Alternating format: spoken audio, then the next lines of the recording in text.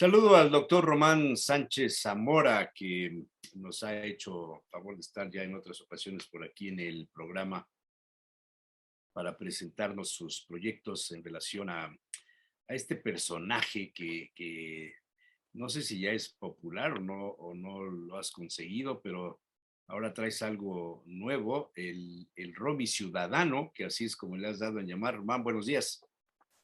Hola, muy buenos días, Jesús Manuel, qué gusto saludarte, saludarle a todo tu público que muy amablemente siempre te escucha. Gracias. En el tema de Romín Ciudadano, efectivamente volvimos a sacar otro proyecto, de hecho estamos sacando varios continuamente. Ahorita estamos viendo sobre la ley de equidad entre hombres y mujeres en contra de la violencia. Acabamos de comenzarlo precisamente hace 2 días.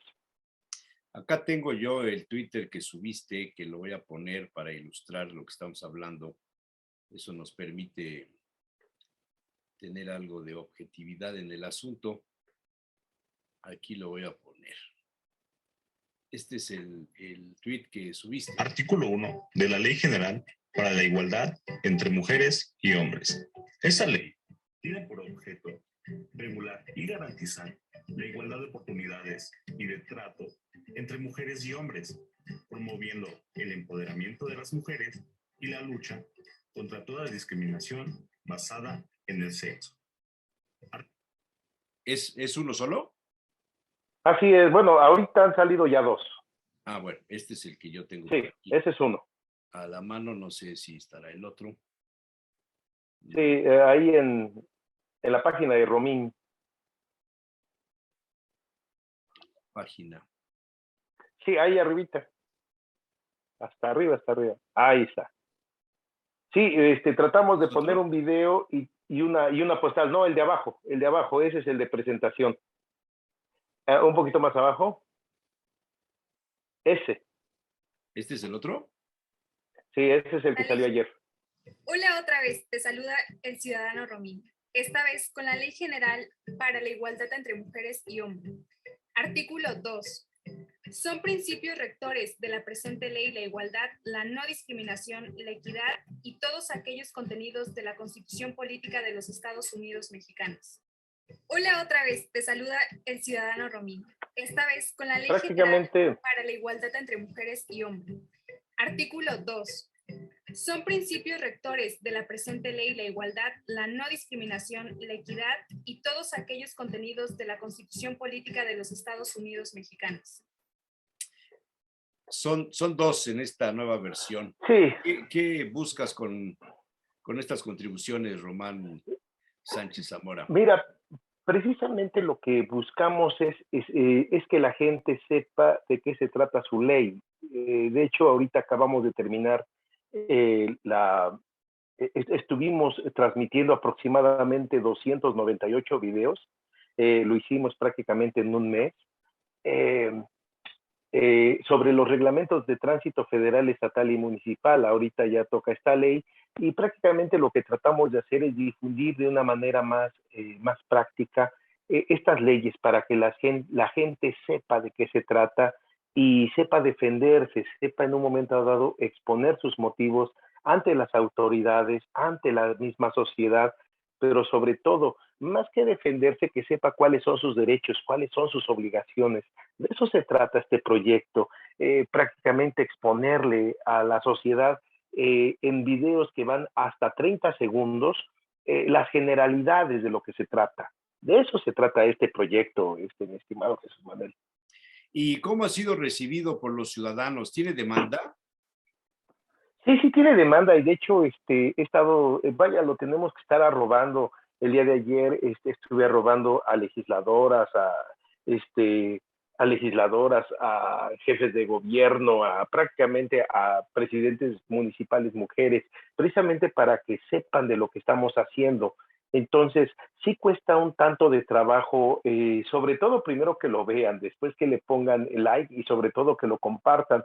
Y por eso es que siempre le pongo que es un proyecto netamente guapo. ¿Por qué? Porque es un proyecto educativo, es sin fines de lucro, está hecho por alumnos de la propia universidad en servicio social y práctica profesional de distintas universidades que prácticamente que está conformada nuestra universidad, me refiero a las incorporadas y a las mismas carreras de esta misma, y sobre todo buscar que ellos también se involucren en esto. Algunos alumnos me han dicho, es que yo nunca había revisado las leyes, no sabía yo eh, todo el peso que tienen estas mismas sobre la sociedad hasta que comienzan a involucrarse con este proyecto. Y vuelvo a repetir, esto es gracias a toda la contribución de, de la Dirección de Servicio y Práctica Profesional. Parece fácil, pero no. ¿Por qué? Porque, digamos, ahorita son 40 videos que son de lunes a domingo y estrictamente tienen un horario de salida. Entonces,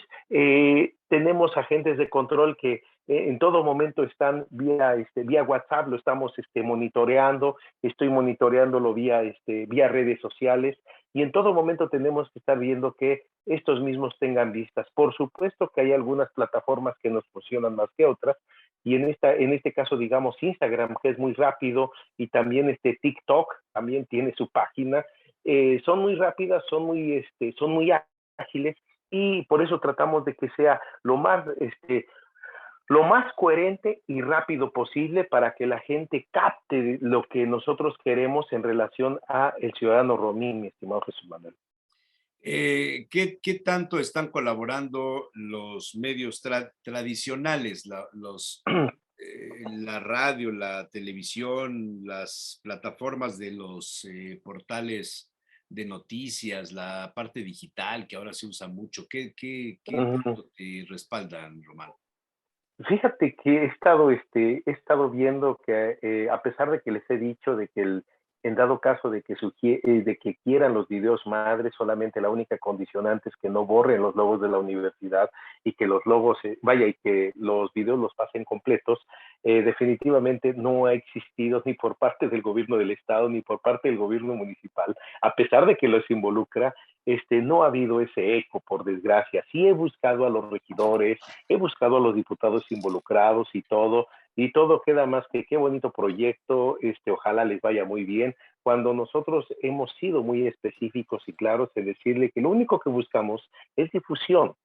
Quizá para mí, Román, difundir, tú lo sabes muy bien, en Twitter, pues me ven como un profesor investigador, miembro del Sistema Nacional de Investigadores, pero hasta ahí ellos tienen otra serie de cajas de resonancia social, precisamente porque son diputados, porque son presidentes municipales, y muchas veces ni eso lo hacen. Alguna vez con el actual presidente, se lo comenté, y simplemente me dijo, bueno, ahí dile a mis encargados en agenda, a ver si es que es factible que entre a las redes sociales. Pues si no estoy hablando en favor de ningún partido político, estamos hablando en favor de la sociedad, hablando en favor de la educación, y prácticamente todo esto es usable. Por ejemplo, esto que acaba de pasar, el proyecto que acaba de pasar de 298 videos, pues prácticamente involucra a todos. ¿Por qué? Porque eran las leyes viales, seleccionadas por un especialista en temas de vialidad, la federal, la estatal y la municipal.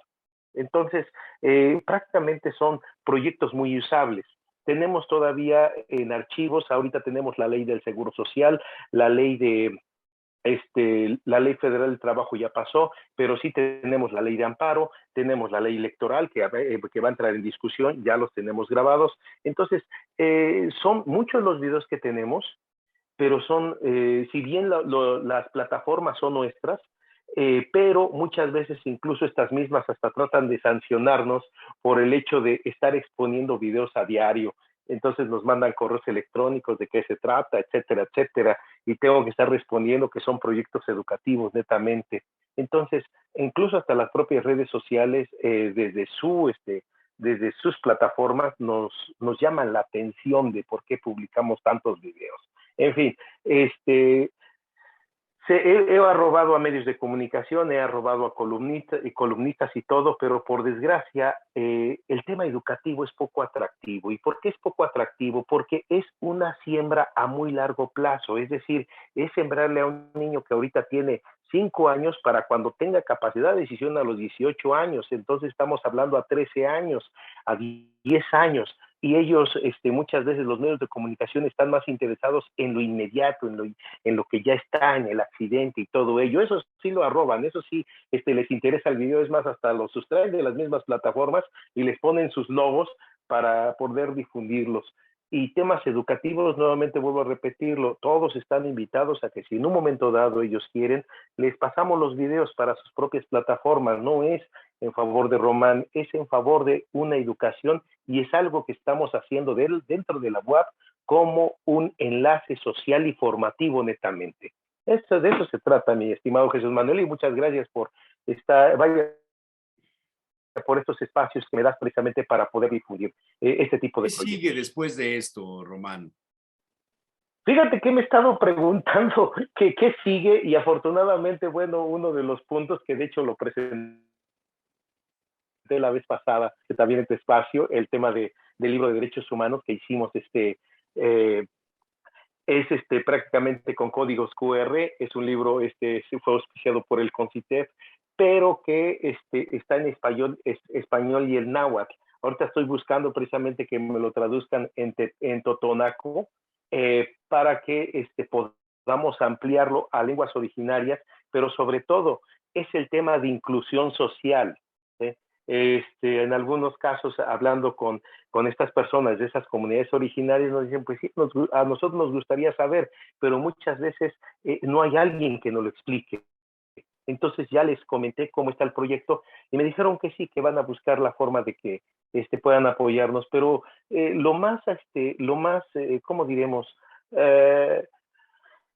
Pues lo más decepcionante es que muchas veces no son las instituciones, son personas en lo individual las que nos han buscado precisamente para poder apoyarnos en la realización de videos, en la distribución de videos, pero las propias instituciones, medios de comunicación, instituciones como la SEP que hemos estado buscando, instituciones como el DIF que hemos buscado, por desgracia no hay esa caja de resonancia. Es decir, el tema educativo queda solamente en un discurso más que hueco, en un discurso político, en un discurso de aspiraciones, más que en una cuestión netamente formativa. Totalmente Para de acuerdo. los niños. De acuerdo, sí. Entonces, y por eso en todo momento arrobo a la universidad, en todo momento arrobo al instituto al que pertenezco, que es el Instituto de Ciencia de Gobierno, pero bueno, la universidad pues obvio nos apoya con alumnos, la universidad nos apoya con infraestructura, pero más prácticamente nosotros tenemos ya que exponerlo a la sociedad, pero sobre todo enlazarlo con medios de comunicación para que nos apoyen.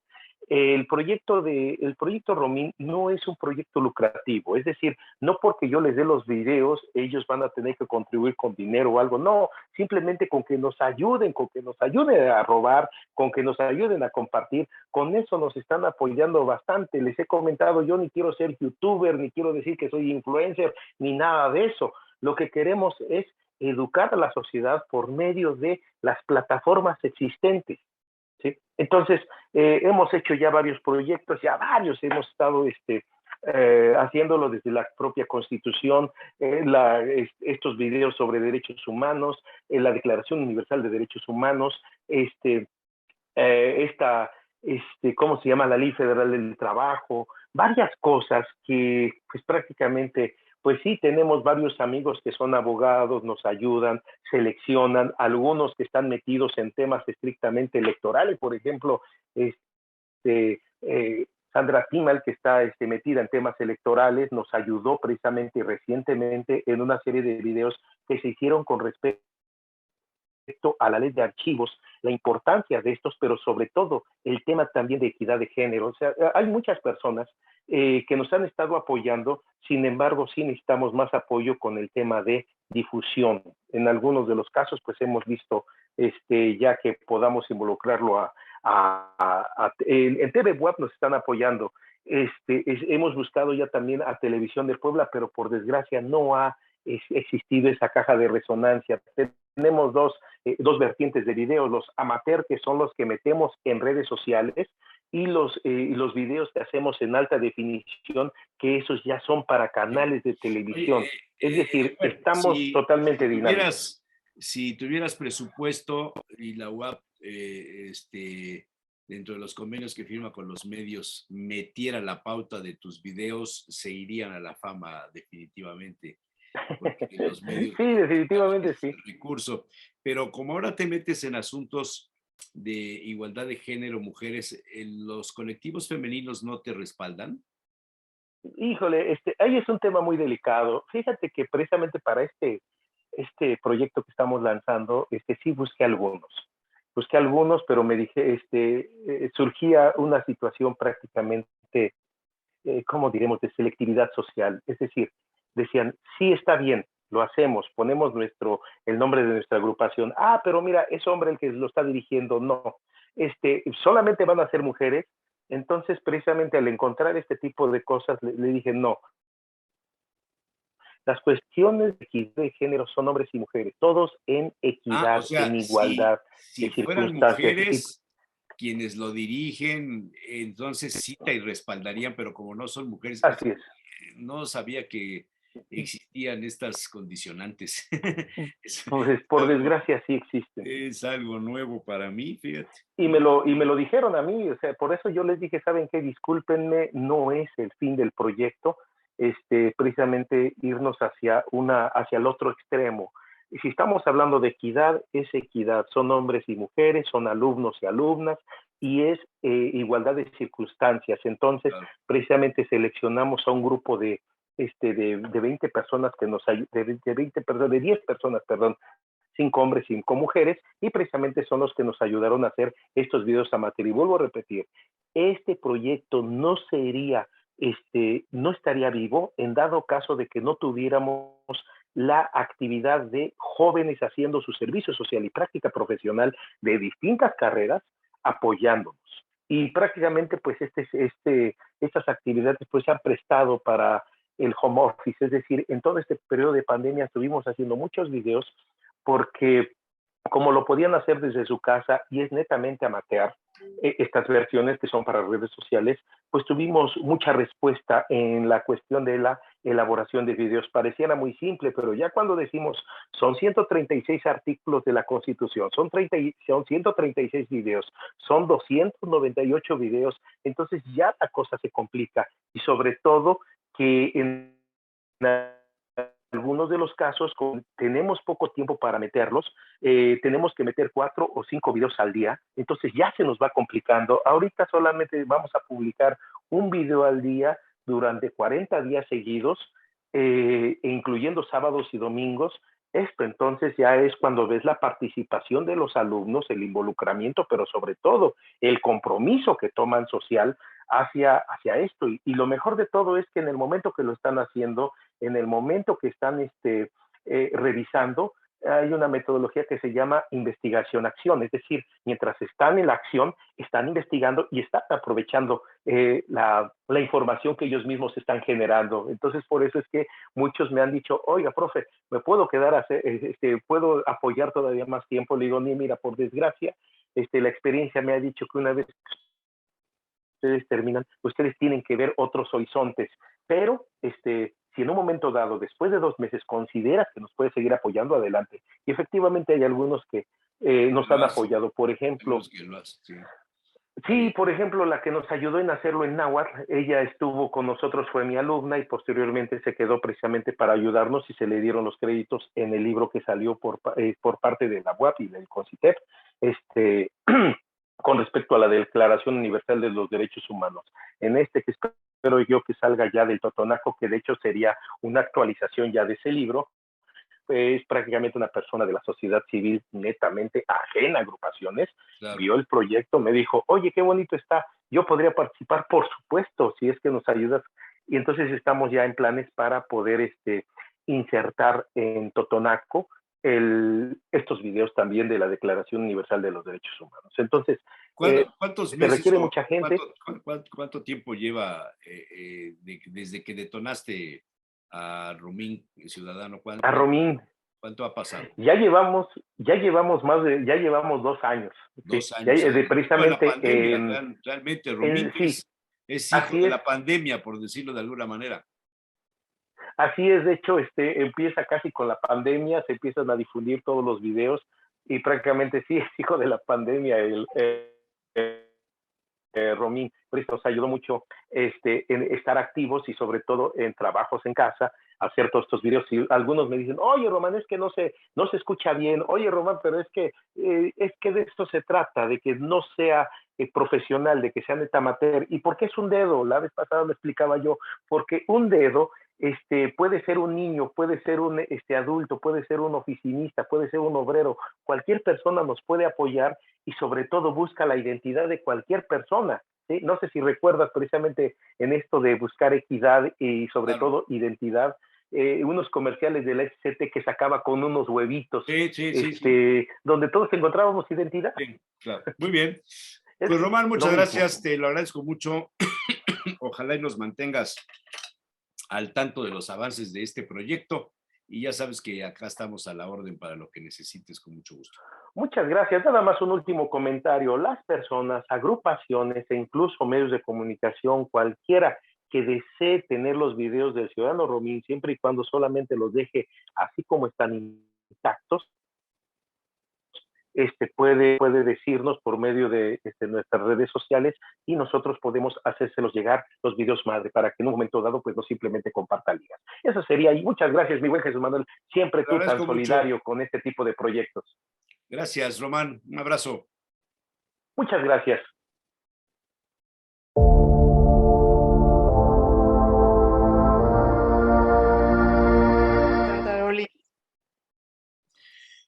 Saludo aquí con afecto a mi amiga de tantos años, Aida Manso Maldonado. Hacía un recuento ahora que estaba revisando unas fotos y algunos formatos de las guías de los programas de La Buena Vida. Uy, ya cuántos años, oye, que hemos charlado y platicado, ¿verdad? Desde SICOM creo que empezamos, ¿no? Creo que comenzamos en SICOM, sí, tienes razón. En SICOM y en la tele también, en SICOM, ¿era SICOM en la televisión? Sí.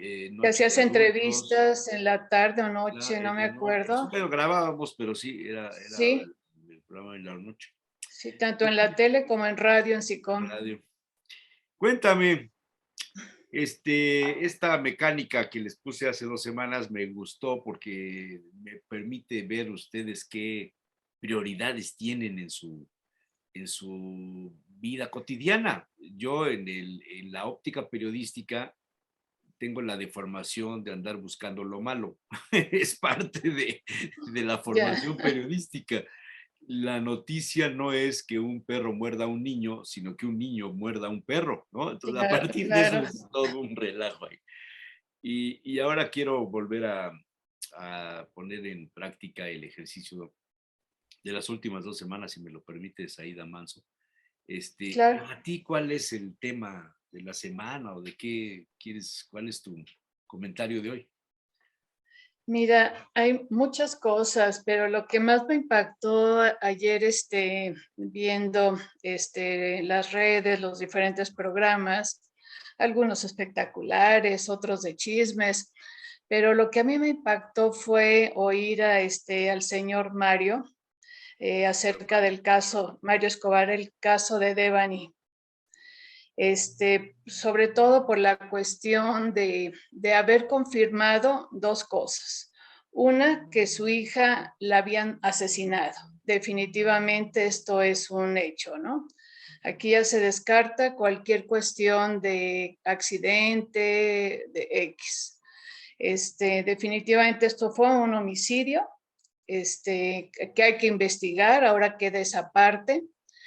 Pero la otra cuestión es que este incidente se dio 3 días antes, es decir, la chica murió, Devani, 3 días antes de que fuera encontrada. ¿A qué lleva esto? Y esto es lo que a mí me pudo más, ¿no? Me impactó. 8 días en que le estuvieron buscando cuando ella estaba viva. Y te muestra la impunidad, la corrupción, la desesperación de la familia, que no escatimó esfuerzos para buscar a su hija.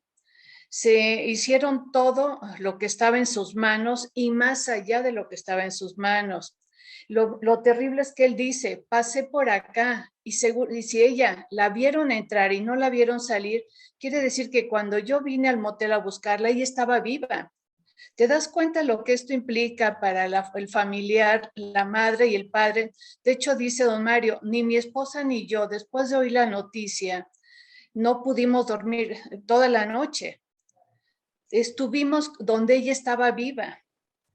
Ahora, ¿qué pasó? Ese es otro asunto, sino que la pudieron haber rescatado.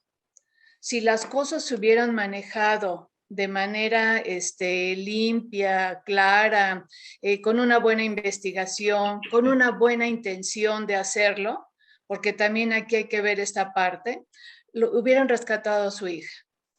Y a veces uno dice, una más, o sea, otra más, otro más que muere, otro hombre, otra mujer. No, ¿qué pasa con esa familia, con cada una de las familias que van perdiendo a un ser humano y que se los arrebatan? Porque no es lo mismo que mueras por una enfermedad, porque se hizo todo lo posible y no pudiste. Este dolor, esta impotencia de esta familia, ¿cómo la van a resolver? ¿Cómo van a salir de esto? Y esto es a mí donde acá me lleva a la cuestión tanatológica, la cuestión del duelo. Esta rabia que debe dar, intento ponerme un poquito en sus zapatos, pero no puedo porque pues, no es lo mismo, ¿verdad? Lo puedes sentir empatía, pero la empatía es un acercamiento nada más al dolor de otra persona. Pero yo me pongo a pensar, esto debe ser completamente terrible. ¿Cómo van a seguir viviendo ante esto? Ahorita está todo el ruido, está la investigación, está porque además ahora hay que saber qué pasó. Yo creo que ahorita ni siquiera se puede todavía calificar de feminicidio. No sabemos quién la secuestró, quién la retuvo, qué pasó con ella, qué fue la fiesta donde fueron, qué pasó con estas amigas. Es decir, hay mucho que indagar. Entonces, todo este ruido ahorita va a minorar el duelo, pero cuando ya todo esto se acabe, cuando esto se diluya, entonces ya viene más fuerte todavía el dolor que el que tienen ahorita. Desafortunadamente viene un periodo más difícil. Y eso es lo que a mí me impactó oyendo ayer a don Mario, ¿no? Sobre todo es una noticia que trascendió el ámbito del estado en donde sucedió. Es una noticia que apareció en todos los medios nacionales y en Sí. todos los medios internacionales. Se hacía referencia a la sorpresa que se llevaron todos al saber que Devani había sido asfixiada antes Así de es. ser arrojada al pozo. Así es. Es un hecho muy duro, muy fuerte que sacudió a la sociedad mexicana y que deja en evidencia, quizá, yo siempre hablo del sistema de complicidades, los que tuvieron Claro. que ver para tapar el asesinato, los que tuvieron que ver para secuestrarla, asesinarla y tapar el asesinato. Y también deja ahí una asignatura pendiente el saber si los funcionarios, si la gente que está a cargo de estos temas tiene la capacidad, la preparación para estar ahí y resolver problemas. O la Quizá, intención quizá simplemente también de vaya hacerlo por, bien, quizá porque, también porque vaya acá por también ahí. nos muestra lo que ya hemos hablado, ¿no? La corrupción que hay, el sistema de procuración tan corrupto, tan cómplice de tantas cuestiones, que no dejas hacer una buena investigación criminal, Así porque es. no la hay, desafortunadamente, y esto es lo que pone en evidencia que el sistema de procuración e impartición de justicia están por las calles, están por los suelos, perdón, muy mal. No hay buena atención ni de un lado de la procuración ni de la impartición de justicia. Los jueces están vendidos, los fiscales también. ¿Qué pasa con esto? ¿Cuándo acabar con toda esta situación? ¿No? Lo veo tan terrible. Claro. Muy bien. Olinto Montiel, buenos días. Hola, hola. Buenos días, ¿Cómo te Sara. va? ¿Cómo Buenos estás? días. Buenos Hola, días. buenos días. Volvimos a poner en práctica la participación de ustedes a través de un comentario de lo que ustedes quieran y de ahí al rato vamos a ir armando la Sí. mesa redonda. Así es que de lo que quieras hablar, mi querido Linto. Sí. Sí, gracias. Pues escuchando a Ara, hay un tema que estaba pensando platicar, que es un tema muy, muy interesante, pero recién estaba hace unos minutos, hace una media hora, estaba leyendo los resultados de la última autopsia hacia esta chica, y creo que estaban hablando de Devani, y es increíble, es increíble, y tiene que ver también con el tema que quiero comentar rápidamente, y es el hecho de que en las tres autopsias son tres resultados distintos hasta donde sé. Entonces yo pienso, ¿cómo es posible que la gente en general aceptemos y no, pues todo el mundo no queda más que pues, aceptar las versiones oficiales, lo que nos presentan? Y yo digo, bueno, que es increíble cómo a estas alturas los poderes políticos, los intereses económicos, los poderes en general, obviamente con una mentalidad corrupta, una mentalidad asesina, donde la vida humana no vale un céntimo, no vale nada.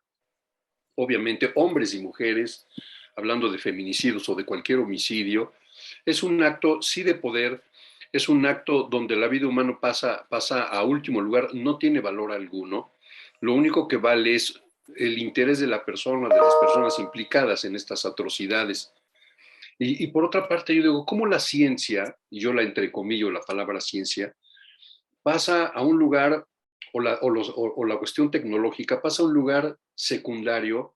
Porque probablemente, no sé cómo estén preparadas las personas que hicieron estas autopsias o las personas implicadas en las investigaciones. Se supone que tienen bases técnicas, bases científicas para realizar esto. Entonces, ¿por qué hay tres resultados distintos y los tres supuestamente con preparación y enfoque científico? Porque de eso se trata, de maniobras, de investigación, de análisis, de hacer buenas deducciones a partir de lo que se hace. ¿Cómo es posible que haya tres, o en una donde no fue asfixiada, otra donde sí fue asfixiada, otra donde hubo violación, hubo ataques sexuales, otra donde no hubo ataques sexuales? Digo, bueno, ¿de qué estamos hablando? Y es que el problema es que esto se generaliza a todas partes. O sea, el nivel de impunidad, no obstante que está bajando, y eso hay que reconocerlo, según los resultados que se comentan acerca de los violentómetros, si se puede decir así, si hay una reducción en cierto tipo de delitos, si hay una reducción en cierto tipo de áreas de la impunidad. De todos modos, creo que, como tú decías, Jesús Manuel, la asignatura pendiente más grave, más dolorosa, es la impartición de la justicia. O sea, la justicia no existe como tal, no hay justicia, no es justo, las acciones de estos poderes no son justos. Entonces, es algo que inquieta mucho y que tiene que ver con otro tema que de alguna manera se relaciona, y es un tema muy interesante que se llama la ventana de Overton. Y el concepto de la ventana de Overton es muy, muy interesante porque es un concepto que se maneja mucho en teoría política y que este concepto nos remite a acciones, a una estrategia generalizada, generalmente realizada por los poderes de un Estado o incluso de una empresa, de una colectividad, donde se busca que algo que es aberrante e inaceptable, por una serie de acciones y de pasos, termina siendo completamente aceptable e incluso reglamentado por las mismas autoridades. Entonces, algo como en muchos, si uno se pone a leer sobre la ventana de Overton, se ponen muchos ejemplos, pero uno que destaca generalmente es, por ejemplo, el caso del canibalismo, algo que a nosotros nos pudiese parecer aberrante, el canibalismo. Si se llevan a cabo estos pasos de acciones o de esta estrategia, la gente terminaría aceptando aquello que en principio puede parecer aberrante. Y si nosotros nos ponemos a ver lo que está pasando actualmente, mucho se ve acerca de acciones derivadas del concepto de la ventana de Joseph Overton. Aspectos que la gente termina creyendo, incluso enojándose porque la gente no está de acuerdo con sus ideas, porque precisamente se implementaron estas acciones de la ventana de Overton ¿sí? Para que la gente terminara aceptando algo que parecía impensable, algo que es aberrante, ¿sí? Entonces, otro caso que es muy polémico, y esto puede generar muchas ámpulas, pero algo que en principio, y seguramente habrá acuerdos o desacuerdos, por ejemplo, el tema del aborto. El aborto, que en principio sería pues considerado como algo que para muchos sectores de la población puede ser algo aberrante, que tiene que ver incluso con el asesinato, ¿sí? Implica cuestiones morales, religiosas, etcétera. Termina por acciones y pasos, termina siendo aceptado por toda una sociedad, incluso enojándose y molestándose y sancionando a todos aquellos que pudiesen estar en contra, ¿sí? Eso es un ejemplo, ¿no? Pero puede haber muchos donde terminamos como colectividad aceptando algo que al principio nos parecía aberrante, pero que después, por este tipo de acciones, sí termina aceptándose e incluso regulándose, y entonces todo aquello que atentaba incluso contra la vida termina aplaudiéndose, diciendo, sí, esto es maravilloso. Por ejemplo, otro caso, y esto ya no genera tanta polémica, yo creo que hay más claridad en cuanto a nuestra posición, es por ejemplo la pedofilia, ¿sí? Algo que a todas luces a nosotros nos puede parecer monstruoso, en algunas sociedades parece ser que se está empezando a generar bajo ciertas acciones, ¿sí? La idea de que incluso puede parecer un derecho humano, algo que no es malo, algo que, dado que implica amor por el prójimo, aunque sea un menor de edad, bueno, pero está basado en el amor, en algo divino, en algo bueno, y que termine aceptándose al rato, que no sería extraño, porque ha habido ya casos donde se han querido introducir algunas sociedades pederastas en marchas de LGTB+, etcétera, que ya hay muchísimas letras ahí, y ya como que pretendiendo que eso se empiece a aceptar por la sociedad. Actualmente hay acciones que a mí me inquietan mucho, quizá porque a pesar de ser psicólogo y psicoterapeuta, todavía tengo una educación, una formación pues del siglo pasado. Conservadora, diría el presidente. Con ciertos elementos. Por ejemplo, vi unas escenas en Telegram donde unos papás están muy inquietos, creo que es en Argentina, tengo que asegurarme bien, unos libros que están llevando niños pequeños en sus escuelas, donde les están hablando de la sexualidad, pero de una manera que de verdad digo, a ver, ¿qué es esto? Les están enseñando a niños muy pequeños cómo masturbarse, por ejemplo, y no porque la masturbación sea mala, no, pero les enseñan cómo estimularse con el ano, con sus dedos, las relaciones sexuales homosexuales, bisexuales, o de todo, pero con imágenes sumamente explícitas a niños de 8 años, de 9 años. Dicen, bueno, ¿y cuál es la necesidad de esto? ¿No? Entonces, por ejemplo, escuelas donde les van a hacer conferencias y pláticas, y también incluyen performance, lo que llaman ahora performance, de estas personas, por ejemplo, drag queens, las llamadas drag queens, que son personas vestidas ataviados como mujer, pero de una manera que a mi juicio muy exagerada, y hacen espectáculos en escuelas donde hay niños muy pequeñitos. Y otra vez surge la pregunta, ¿cuál es la necesidad? ¿Para qué? ¿No? Entonces, eso va a terminar instaurándose probablemente, como algo deseable, y aquel que opine al contrario será visto como una amenaza, como otra forma de homofobia, como un retrógrado, como un odiador. Entonces, algo que al principio nos parecía aberrante, ¿sí? E incluso lo podemos ver con categorías diagnósticas en la psiquiatría y en psicopatología, como por ejemplo la psicopatía. La psicopatía era considerada como un trastorno en el libro referencia y Biblia de todos los psiquiatras y psicólogos clínicos, el famoso DSM, y ahorita vamos en el 5, creo que sí, ¿verdad? Ahora creo que vamos en el 5. Bueno, pues ahora parece ser, no lo he revisado a fondo, pero parece que la psicopatía ya no se está considerando como un trastorno, sino como otra forma de existir, como otra forma de conducta humana. Entonces se dice, bueno, qué curioso, ¿no? Pero si la ciencia lo dice y si las autoridades lo validan, entonces esto que al principio podría ser algo aberrante, termina instaurándose, termina aceptándose, visto bien y sancionando a todo aquel que pudiese opinar en contra. Es como vivir el mundo al revés en ciertos momentos, ¿no? Entonces a mí me parece que esto es algo digno de tomarse en cuenta porque estamos viviendo una serie de fenómenos que pudiesen caber muy bien bajo el concepto de la ventana de Overton, ¿no? Me parece muy interesante lo que acabas de comentar, Olinto, y retomando, hilando un poco el tema que yo empecé con el tuyo, quisiera hablar. Tú mencionaste, hubo 3 peritajes, 3 necropsias, cada una diferente. Eso es tan común en todo ámbito, criminológico, criminalístico, medicina legal, en el que ustedes quieran. Yo doy clases de cómo elaborar un peritaje.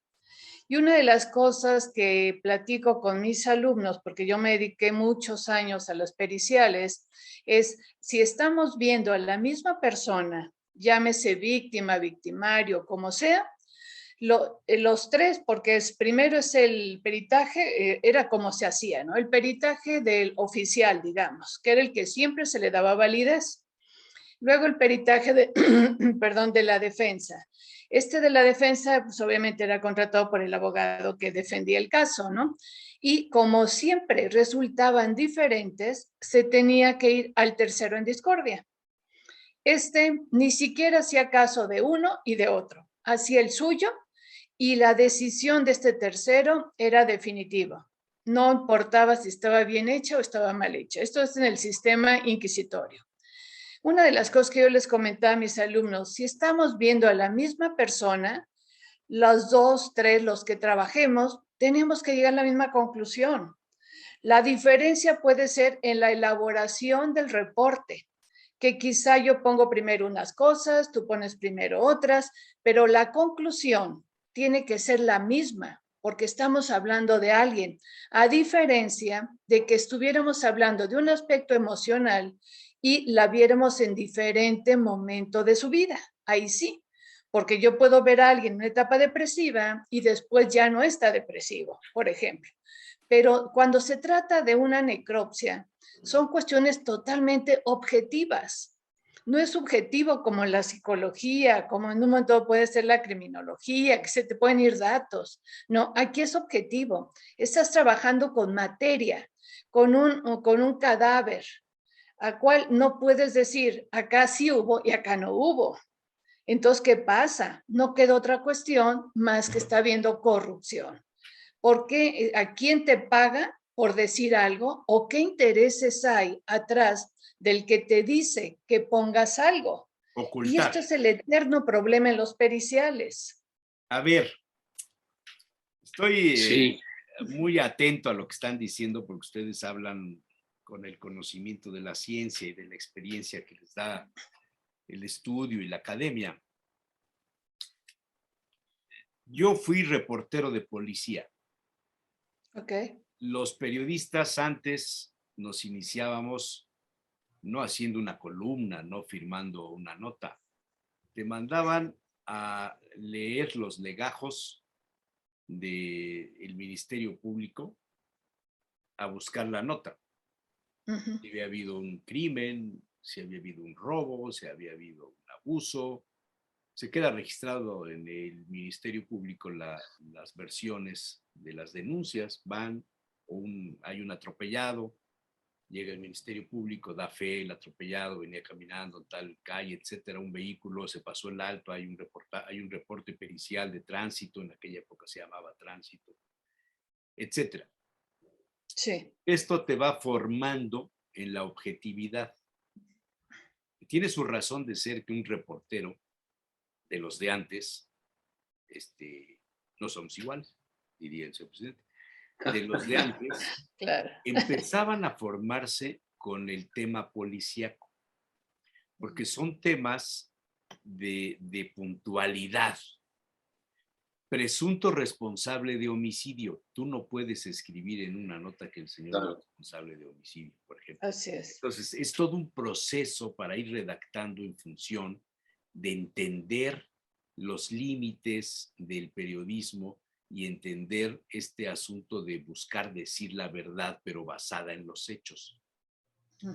Me tocó levantar cadáveres, me tocó ir a los accidentes de los autobuses que la curva fulana de tal allá por Acatlán, 20 muertos, 30 muertos, me tocó ir a sitios donde había suicidios o donde había un colgado o donde había mujeres maltratadas, robo de autos. Me metí 2 años o 2 años y pico de mi vida entre el 74 y el 76 a cubrir los temas de policía. Y entre los reporteros de policía había un convenio. Voy a revelar cosas. Había un convenio. Como no todos los periódicos se imprimían en Puebla, el Heraldo y el Novedades se imprimían en la Ciudad de México. A una determinada hora, si pasaba de 3 muertos, el Sol optaba por publicar la nota en la edición del día siguiente. Los demás periódicos ya no lo podían hacer porque se imprimían en México. No había las herramientas tecnológicas que hoy tenemos, ¿no? Bueno, no había portales digitales, no había nada. Sí. Estoy hablando de cuando la prensa era con linotipo, la prensa caliente que se le llamaba, no de offset, sino de prensa caliente, de linotipos. Estoy hablando de la prehistoria. Entonces había este convenio, ¿no? Mismo que yo desconocía cuando empecé. Entonces había un muerto o 2 y yo llegaba a las 10 de la noche y ese grito de paren las prensas, era cierto, paraban las prensas para meter una nota ahí, la primera página, un balazo, un avance, asesinaron a fulano de tal. Y entonces pues, los demás periódicos se te iban en contra.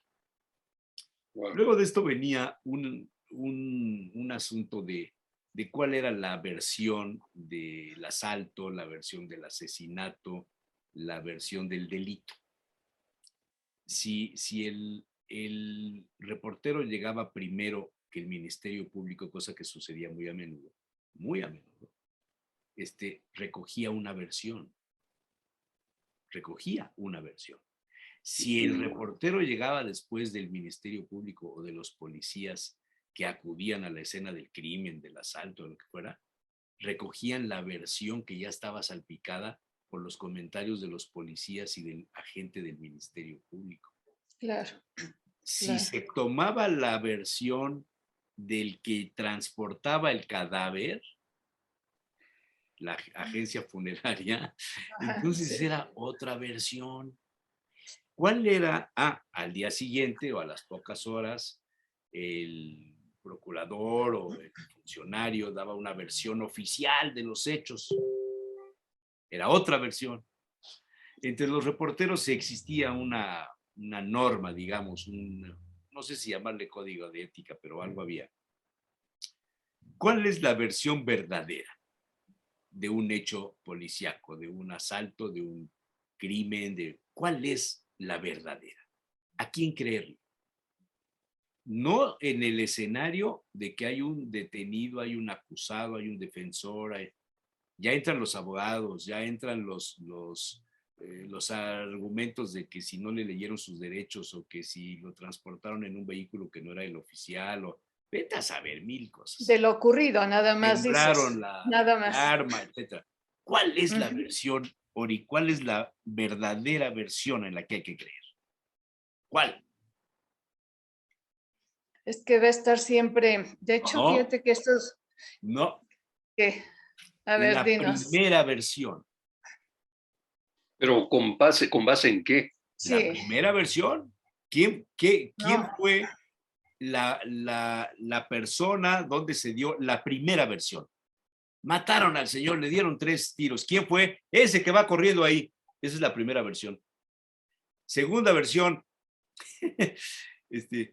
Sedicente acusa a un peatón que iba caminando a 10 metros. Ya cambiaste el objetivo de la primera versión. Entonces era todo un galimatías muy interesante, es muy formativo.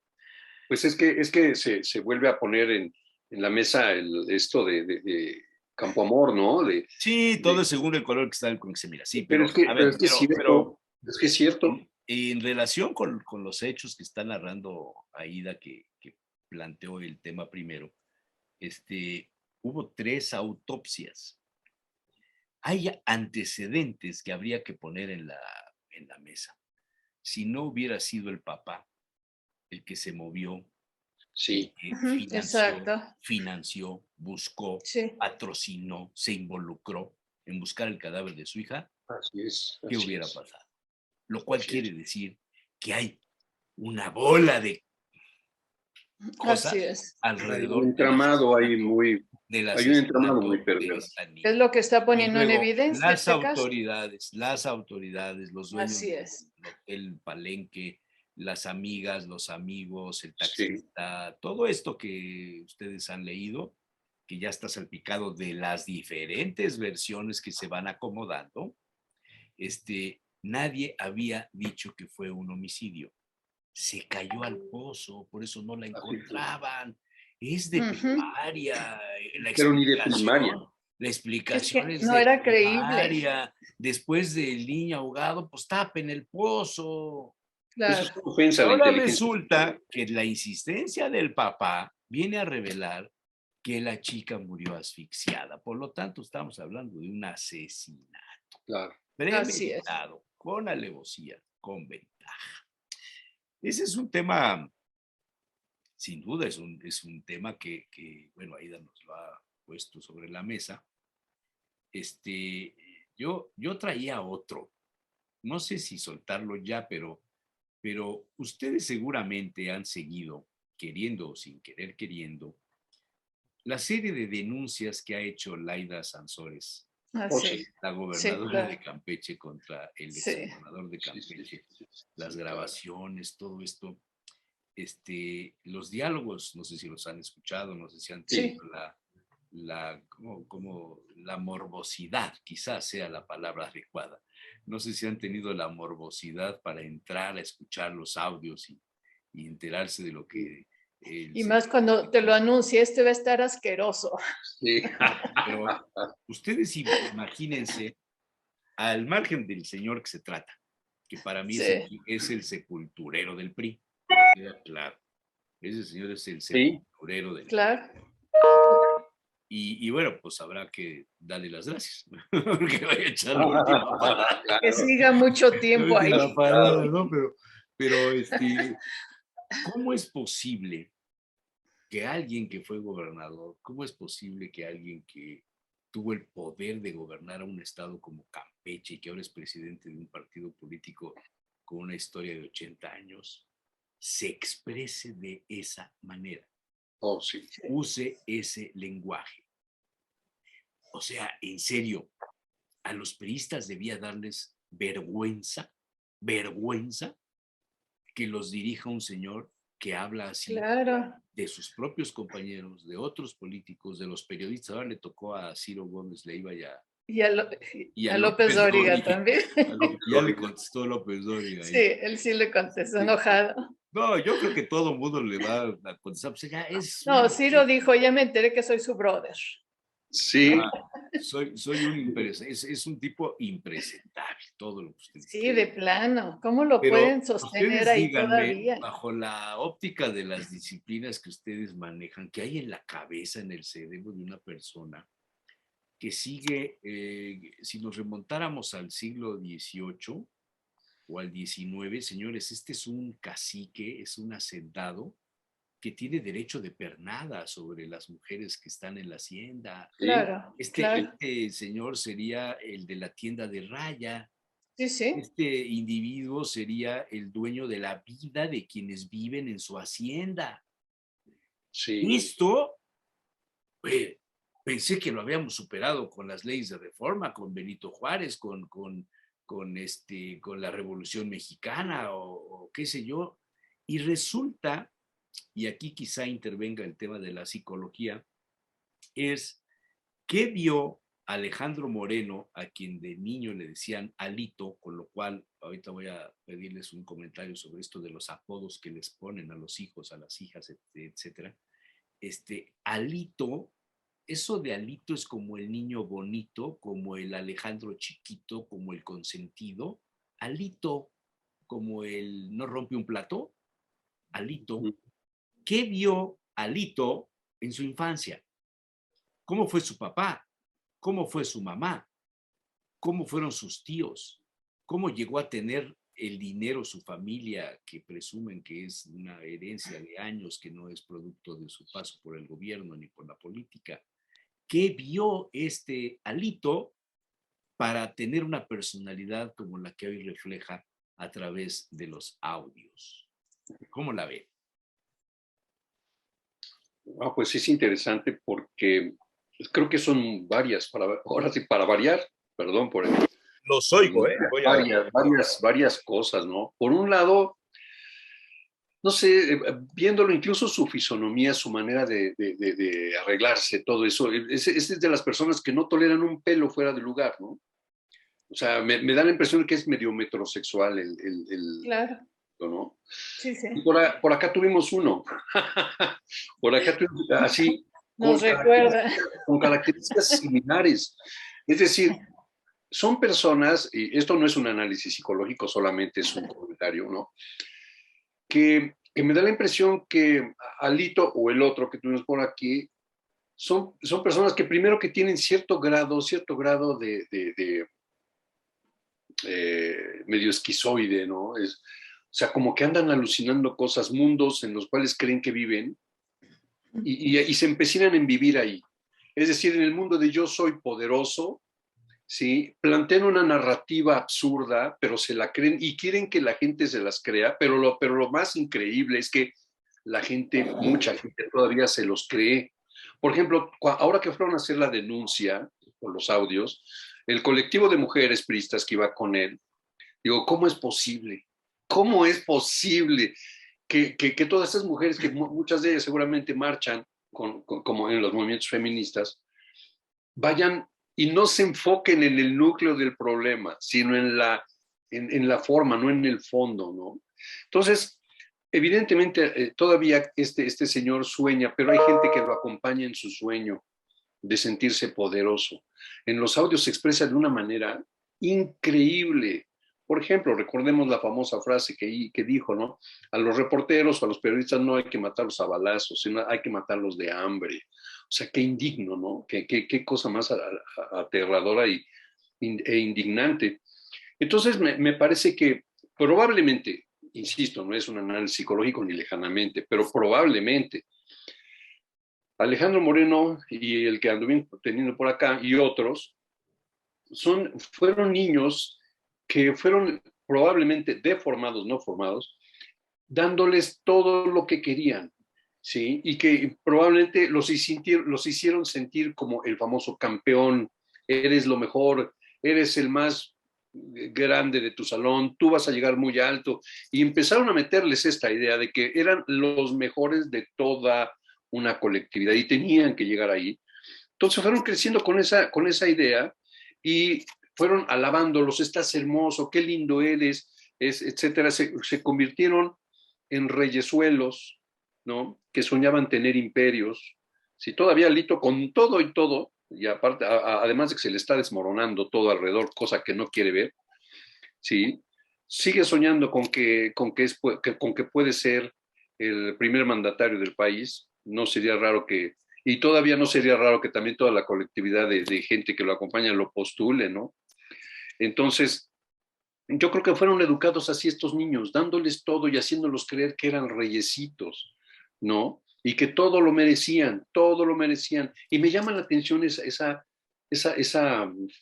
forma de vestirse muy parecida al que anduvo por aquí, todo impecable, todo hiperacomodado, ante la gente, hablando un lenguaje muy propio, aunque atrás el lenguaje más, es ¿cómo se llama eso? La coprolalia, no me acuerdo cómo se llama, ¿no? O sea, con una bajeza increíble. Y su manera de hablar denota que se siente faraón, el señor, sueña Sueña, por eso creo que tiene cierto grado de algún grado de esquizofrenia, porque sueña cosas que no existen más que en su mente desquiciada, ¿no?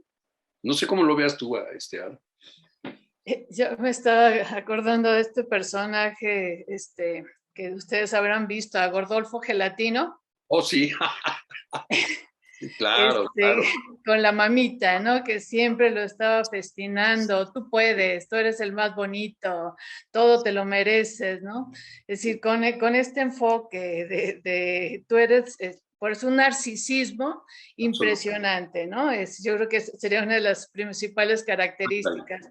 Eres lo máximo, eres la persona más importante. Yo incluso aquí plantearía que había, no conozco toda la historia, pero de acuerdo a otros casos que he visto con este fenómeno, pues yo diría que incluso había una diferencia de opinión entre el papá y la mamá.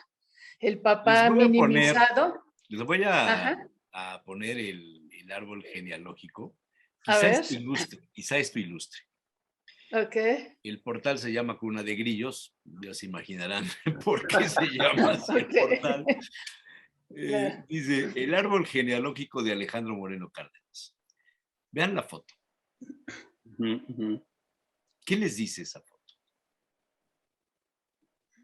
Pues queriendo poner en relieve un nacionalismo muy raro, los niños de charritos, la señora de verde, el aparentemente muy sencillo, pero queriendo resaltar, y en primer plano los niños vestidos de charros. Me imagino que es una noche mexicana, ¿no? Probablemente supongo que sí. El día de la boda.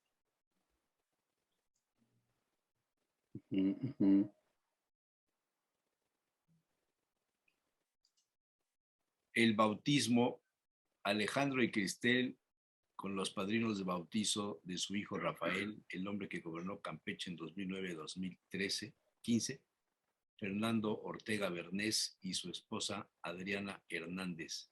¿Y quién es el obispo que está bautizando al bebé? No sé. Eugenio Lira. Eugenio Lira García. García. Mira. Ahí están las familiares, las mamás.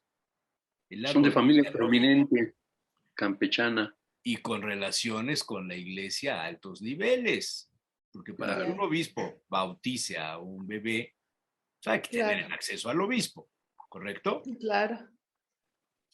Los Alitos, estos son los herederos que el gobernador de Campeche, Alejandro Moreno, tiene con su esposa Cristel Castañón. Ahí está el papá de Alejandro Moreno, Emigdio Moreno Cosío, su mamá Yolanda Cárdenas. Emigdio Moreno Cosío. Ese es el nombre del papá. Este señor, Alejandro Alito, en su vida como empresario se dedicó a comprar periódicos. Compró 2 o 3 periódicos de Campeche. Quizá por eso se expresa así de Ciro y de López Dóriga y de todas estas cosas. Pero al margen, yo quisiera separar el tema de la política y el tema de los colores de la política que lo identifican a él con su comportamiento, las actitudes como persona, como ser humano, la expresión. ¿A dónde se dirige esto? Decía Aida a Gordolfo Gelatino. Pero ¿qué personalidades son estas? ¿Estamos ante un individuo con rasgos de psicópata, de narcisismo exacerbado, llevado al cenit del narcisismo? Sí, yo creo que siempre hay una cuestión psicopática, ¿no? Generalmente van juntos. Ante un manipulador, porque las diputadas que fueron a dar la cara y todo, sabrá Dios lo que les prometió.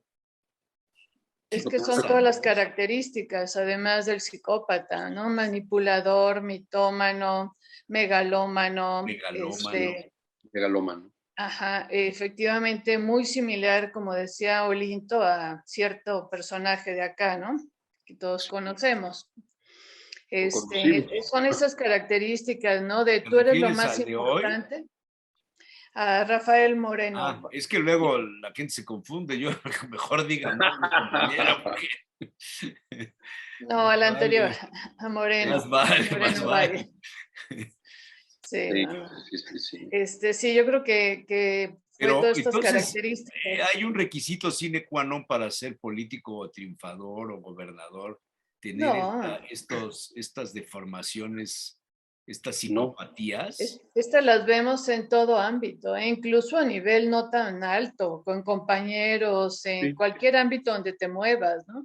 Sí, porque hay una categoría que llamamos el psicópata integrado, que es Ujú. una personalidad así, muy narcisista, muy histriónica. Y muchos de ellos son encantadores, son gente linda, pero son maestros en la actuación. No, nadie lo nota Gracias, hasta Emilio, que se gracias. convive, hasta que se, hasta que se Sí, convive con ellos, hasta que se claro. convive con ellos. Es algo, un terapeuta español dice que alrededor de nuestra vida tenemos contacto con 50 o 60 psicópatas a lo Claro. largo de nuestra vida, ¿no? Porque no todo psicópata es un asesino, no, por supuesto que no. Son gente que puede vivir una vida eh, larga y próspera, pero algo que caracteriza a este tipo de personalidades es una falta de empatía real, ¿no? Porque actúan la empatía, pero no es así. Entonces, va acompañada la psicopatía generalmente por un enorme narcisismo y como son encantadores tienen muchos seguidores y muchos de ellos aprovechan algunos, en este caso no, pero algunos encantos físicos, digamos mujeres muy bellas, hombres muy guapos y con mucho poder. Otra cosa es que a los psicópatas narcisistas les encanta el poder. Por eso el ámbito de la política no es que sea requisito, por supuesto que no, Ahora, no, pero es un terreno muy propio para. el, Pero el, las empresas igual. el individuo ahí está, Sí. alito. ¿Y qué Sí. papel juega la señora Sansores? Uy. ¿Qué papel juega esta mujer que entró con calzador a la gubernatura de Campeche, hija de un político muy importante del viejo PRI, cacique de Campeche? Ujú. O sea, que habrá oído, que habrá visto cómo se hacía la política en las épocas de su papá, para que ella se atreva a hacer esto. A muchos les parecerá bueno, a otros les parecerá ridículo, a otros les parecerá falta de ética. Habrá muchos puntos de vista, como en un crimen, como en un asesinato, como en un choque. ¿Cuál es la versión original de los hechos? El señor buscó por todos los medios que ella no fuera gobernadora. La señora Claro. logró por todos los medios y apoyada por López Obrador y la 4T que sacara al PRI de Campeche e instalarse ahí, y ahora se ha dedicado a pegarle todos los días en su Martes del Jaguar, que se llama el programa que la gobernadora tiene, Ujú. y va revelando esta serie de grabaciones que además corresponden a actos ilícitos. Grabar a escondidas a alguien no va dentro de la ética de la política. Entonces, una gobernadora que se vale del poder que tiene en este momento para revelar la vida íntima, las conversaciones privadas de su enemigo político, conseguidas a través de métodos no necesariamente legales. Fíjense bien en esto, y cuya personalidad también refleja estos atributos que decían ustedes ahorita del narcisismo y de la psicopatía. A ver, díganme. No, pero yo creo que aquí podríamos Insisto, plantear, no en el orden de la ideología, sí, las personalidades. pero ¿qué tanto aquí Laida también está más en una postura de pegarle al papá? No lo sé, el papá ya se murió. Sí, pero el papá, ¿de qué No, partido era? no, el pleito es contra él porque él era su enemigo. Alito era No, el enemigo sí, de Laida, sí, no el claro, papá. claro, pero es que no queda ahí, pues. Sí, Yo pues es creo un que asunto tiene, simbólico, ¿no? No, que tiene, ajá, que tiene otro fondo. a ver, no le saquen al tema. ¿Ella qué No, papel no, al juega en revés, me esto? estoy yendo más allá de lo que tú estás ¿Cuál es la preguntando. personalidad de Okay. ella para hacer esto? O sea, una gobernadora que se vale del espionaje para denunciar a sus enemigos. Bueno, Pero lo primero que Es como ella ha alguien dicho, es como alguien que pueda fabricarle un delito al otro, que le siembran droga en la cajuela del coche el ballet No, parking, yo creo que trabaja aquí en hay el otra restaurante fulano de cuestión. tal, ¡pum! Le Ella, meten la droga y lo detienen a la vuelta. no, no, pero Jesús acá no hay, Manuel, pero ella no no hay lo cifra está de nada. espiando. Él dejó Ah. ahí las evidencias. Entonces ella No, está no, no, no, no, retomando, no, no. sí, No. sí, claro que sí. Pero a ver, es Dejó que esas una copia grabaciones, de todo lo que, porque el que grababa era él, ¿eh? Él grababa a todos. Y él No, dejó una no, copia, no. ¿sí? Quizá hubo ¿Sí? algunas que sí, pero en términos generales, las No, más comprometedoras para él son derivadas del espionaje. pero no creo que hayan sido hechas por Laida. no. No, esto ya tiene años, eso ya tiene Claro. tiempo. Pero Y ¿cómo años? alguien, Pues si tiene 3 años, cuando mucho. bueno, por Pero eso, son anteriores pero yo a no creo que Laida. hayan, ajá, no creo que hayan sido hechas por Laida, porque además implica una tecnología que no fue comprada por Morena, ¿eh? A La ver, tecnología otra vez, quiten del juicio a los partidos políticos. O no, sea, sí, Morena, pero yo no estoy diciendo que sea una cosa de Morena.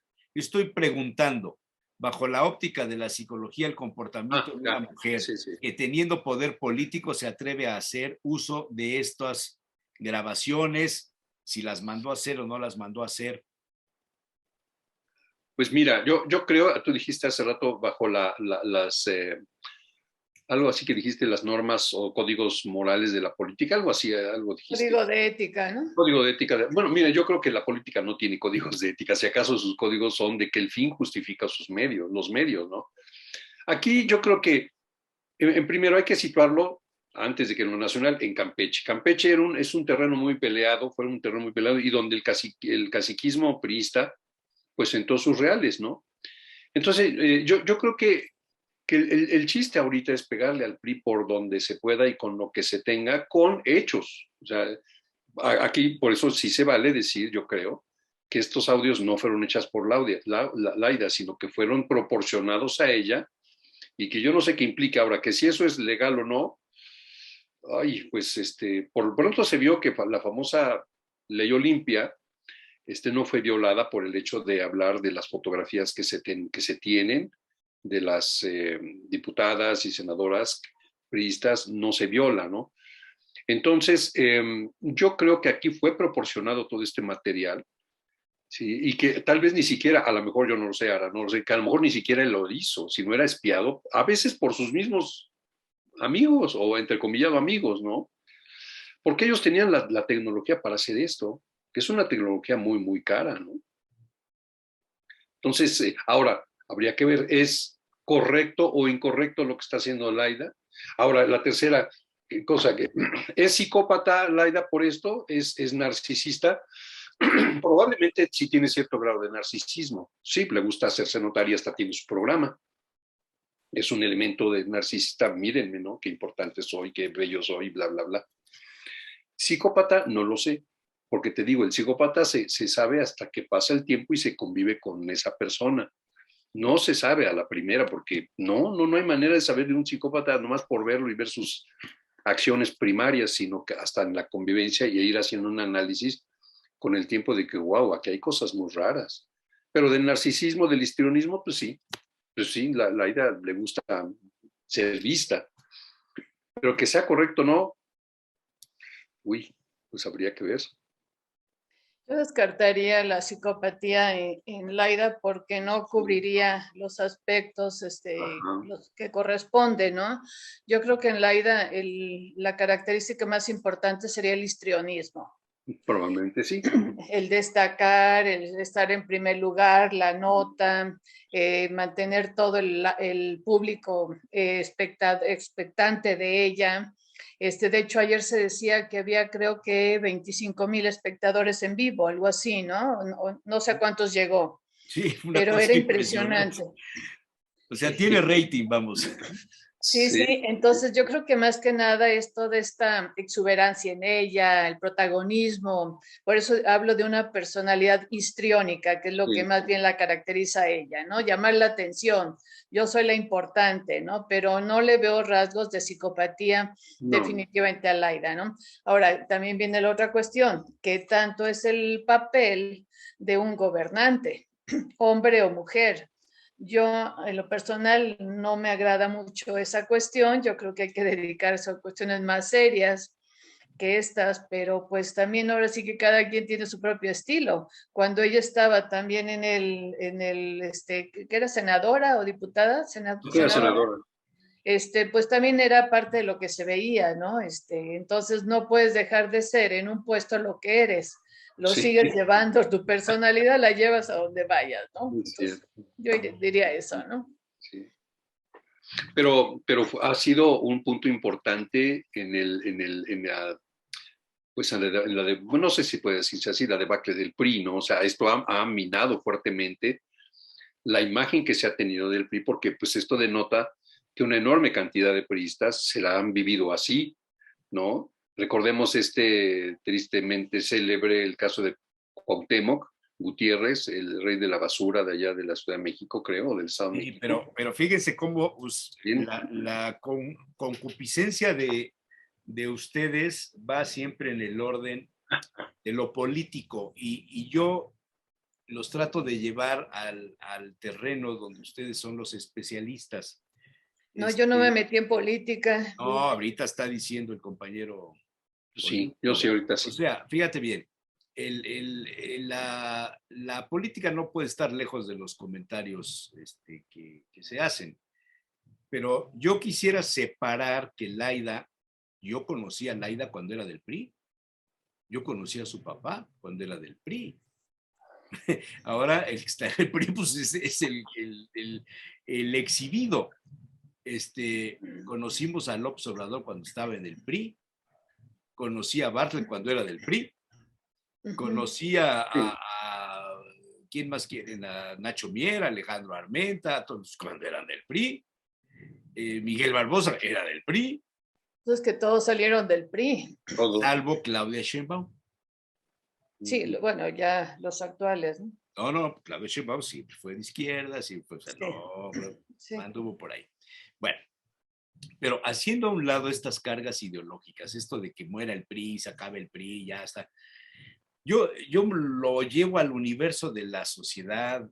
Hace una semana con otra entrevista hablábamos de que para tener buenos gobernantes había que pensar primero en tener buenos ciudadanos, porque al tener Claro. buenos ciudadanos podemos tener buenos políticos. O sea, los partidos, los movimientos están integrados por seres humanos que vienen de la sociedad civil y que Claro. optan por militar, por participar, por tener una militancia dentro de una ideología, pero en el principio son ciudadanos y si producimos buenos ciudadanos a través de la educación, de los valores universales, de la divulgación de la verdad, el respeto al prójimo, al otro, el reconocimiento, la diversidad sexual, qué sé yo, todas estas cosas que intervienen.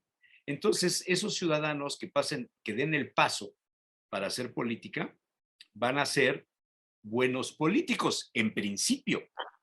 Y si Claro. esos buenos políticos logran hacer una buena política basada en estos principios ciudadanos, si son gobernantes, serán buenos gobernantes.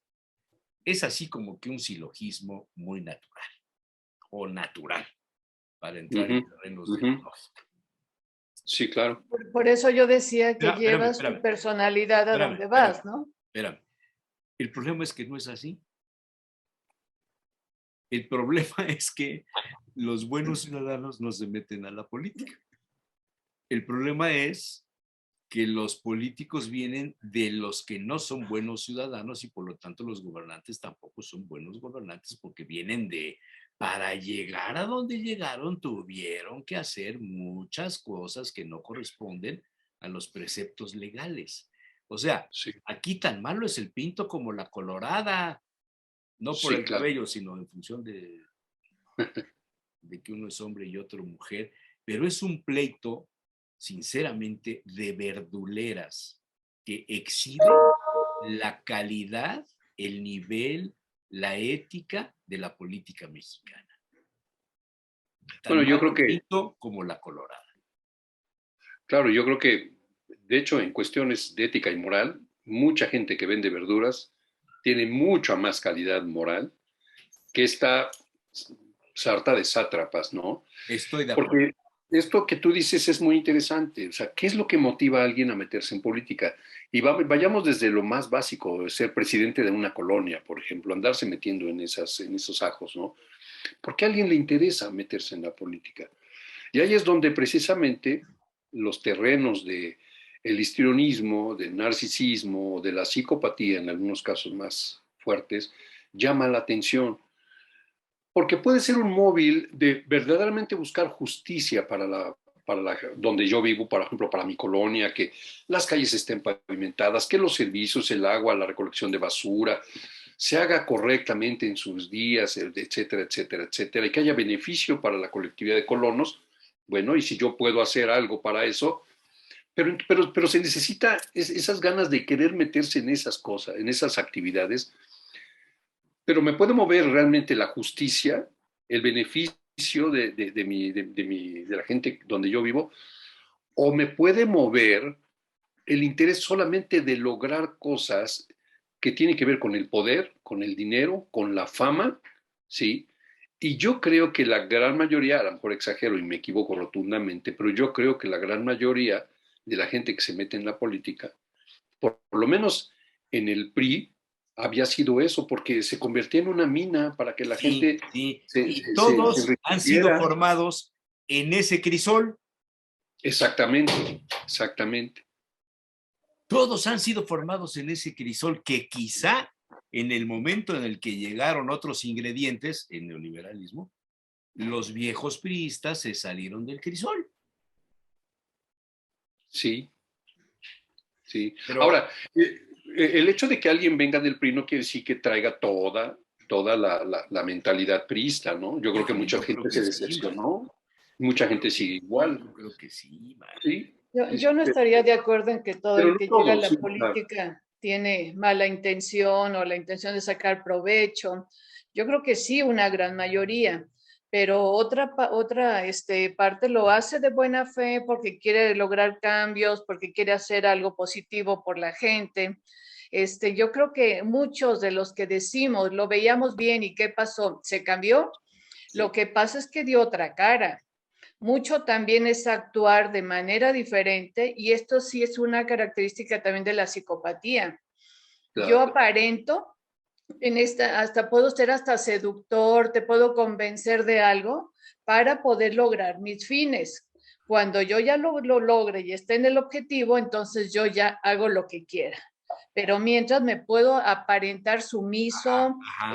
condescendiente, Y Claro. para que tú me integres a tu grupo, para que tú me quieras y porque yo necesito de esto y ya que soy hasta arriba, entonces sí ya saco mi verdadera personalidad. No es que me haya cambiado el poder, sino que ya saco mi verdadera personalidad porque ya tengo el poder y ahora sí van a ver quién soy. O Ahora sea, sí voy a esto demostrar. sería la personalidad camaleónica. ¿Hay algo que se pueda llamar así? Aparentaría, ajá, sí, Sí, aparenta una personalidad, pero en esencia es otra. claro. Es un poco lo que diría Eric Fromm en El hombre reaccionario. Estoy en contra mientras llegue al poder. Cuando ya llego al poder voy a luchar por aquello, pero cuando yo ya llegue voy a hacer lo mismo o peor que lo que habían hecho otros, ¿no? Pero lo que sí es cierto, o a mi juicio, ¿no? Es que la gran mayoría de políticos no los mueve, pues, o dicho de otra manera, la gente buena, la gente bien formada, de buena cuna, de buena familia, quizá no le interesa la política. Y si le interesa la política es por un genuino interés de mejora y de cambio para la comunidad. Pero realmente, si nosotros vemos las acciones de muchos gobernantes, veamos, por ejemplo, el de Nuevo León, ¿no? Este señor, el que le Pues dicen es otro alito, ¿no? es otro Sí, sí. alito. Digo, de veras, Otro Rafael. cree que vive en, en Disneylandia. No lo sé, es increíble. Y si vemos toda esa, como dice Jalife, esta fauna, ¿no? Que es ofender a los animales, pero bueno, por ahora, esa fauna donde aparece una foto donde está Peñanito y la nueva generación de priistas, pues una enorme cantidad de ellos ya están o en la cárcel o tienen ya procesos iniciados o ya están en boca de muchos por corrupción. Dices, pues está fuertísimo el asunto, porque el prismo, tal vez yo creo que hubo un prismo, perdón, con buenas intenciones, ¿no? Pero hace muchísimos años. O sea, había gente que realmente pues le interesaba el beneficio del país, el beneficio de los demás, pero eso se perdió y dio lugar a este En tipo de sus inicios, ¿no, personalidad. Linto? De hecho, cuando inicia era con toda esta intención, ¿no? El Sí, priista. claro, de ahí sale el Seguro Social y obras y ¿Verdad? programas muy importantes, ¿no? Nacionalistas. Exactamente. Pero eso se perdió y dio lugar a personalidades de este tipo, ¿no? Muy perversas, porque además tienen un nivel de perversidad inaudito. Es ¿Ustedes increíble. no creen que la política se ensució cuando empezó la mercadotecnia a meterse en la política? Cuando los asesores de los políticos ya no eran los abogados, los constitucionalistas, el experto en economía, la defensa, los militares, sino el experto en imagen, en penetración, en propaganda. Es que ahí en ese momento se perdió en todo nivel. Yo creo que se perdió la humanidad, se perdió el concepto de hombre, de ser humano, de humanismo. Ahí dio en la torre a todo lo que tiene que ver con la vida, ¿no? No nada más en la política, A ver, sino en el medio qué que tú interesante veas. esto que acabas de decir. ¿La política se ha deshumanizado? Claro, Sí, sí, sí. claro, totalmente. Y se deshumanizó la educación, lo laboral, las relaciones humanas. Sí, Todo eso dio al en la torre. deshumanizarse la política se deshumaniza todo lo que depende de la Todo. política. Todo, Así es. todo, todo, todo, Todo. todo. Vaya, Absolutamente. no hay un ámbito donde no. Porque precisamente el humanismo entre otras cosas, muestra interés por el prójimo. Uh-huh. ¿Sí? Es el beneficio, el desarrollo del potencial humano, mucho en los términos de que creo que no, la ONU, en un programa especial de la ONU, manifiesta como programas de desarrollo humano en las naciones, ¿no? Que es un desarrollo en todos los órdenes. O sea, no nada más es el desarrollo económico, eso es bárbaro, ¿no? Porque alguien puede tener mucho dinero, pero ¿qué hace con eso? Y no, debe haber una atmósfera ética, si se puede decir, un entorno ético y moral Claro, que fundamente y dé sentido a todas las acciones que vayan acompañando o que claro. se emanen de ello. Comenzamos con el asunto del crimen de la chica en Nuevo León, las autopsias, etcétera. Ya pasamos por las grabaciones de Alito, por la personalidad de los políticos, quizá un poco el deber ser de la política, la ausencia del humanismo, etcétera. Ya saben que no puedo dejar de provocarlos. Voy a poner un tema. Lástima que no está Víctor, me hubiera encantado. Una entrevista que concedió ayer Juan Sí, buenísima. a Álvaro Delgado y Alejandro Sí. Varela. Derecha, prensa y empresas harán de todo para mantener el poder. Claro. Monedero, que es el fundador de Podemos junto con Pablo Iglesias en España, expuso que en México los partidos políticos de derecha, medios de comunicación y algunos periodistas se hacen pasar por progresistas para engañar a la gente. Además, dijo, algunos periodistas de ética dudosa se alquilan al mejor postor y son ellos mismos quienes abogan por la libertad de expresión. Juan Carlos Monedero, politólogo, catedrático y fundador de Podemos, advirtió que la prensa, ciertos periodistas, la derecha y los poderes económicos harán todo, desde mentir y dañar reputaciones hasta instigar a golpes de Estado para mantener el poder.